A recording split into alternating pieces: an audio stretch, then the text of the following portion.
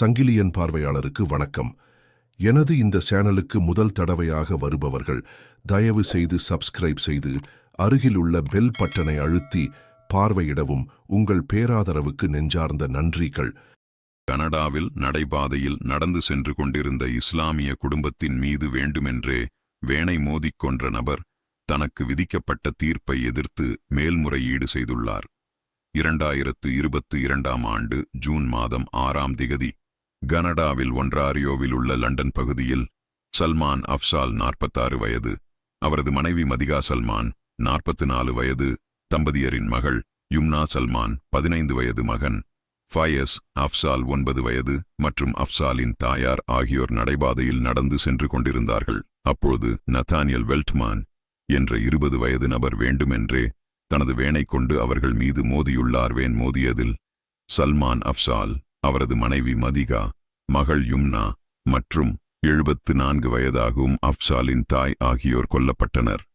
தம்பதியரின் மகன் ஃபயஸ் படுகாயமடைந்து மருத்துவமனையில் அனுமதிக்கப்பட்டான். சம்பந்தப்பட்டவர்கள் இஸ்லாமியர்கள் என்பதால் அவர்கள் மீதான வெறுப்பு காரணமாக நத்தானியேல் வேனை கொண்டு வேண்டுமென்றே அவர்கள் மீது மோதியதாக விசாரணைகள் மூலம் அறியப்பட்டுள்ளதாக காவல்துறையினர் தெரிவித்திருந்தார்கள். இந்த வழக்கில் 2024ஆம் ஆண்டு ஜனவரி மாதம் தீர்ப்பு வழங்கப்பட்டது. இந்நிலையில் தற்போது நத்தானியேல் தனக்கு விதிக்கப்பட்ட தீர்ப்பை எதிர்த்து மேல்முறையீடு செய்துள்ளார்.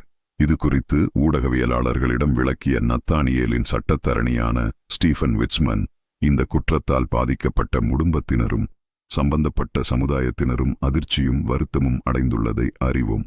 அவர்களுடைய உணர்வுகளை நாங்கள் மதிக்கிறோம். அதே நேரத்தில் நத்தானியேலுக்கு மேல்முறையீடு செய்வதற்கு சட்டப்படி உரிமை உள்ளது.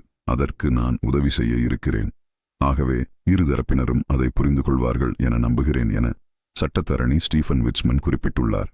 நன்றி, வணக்கம்.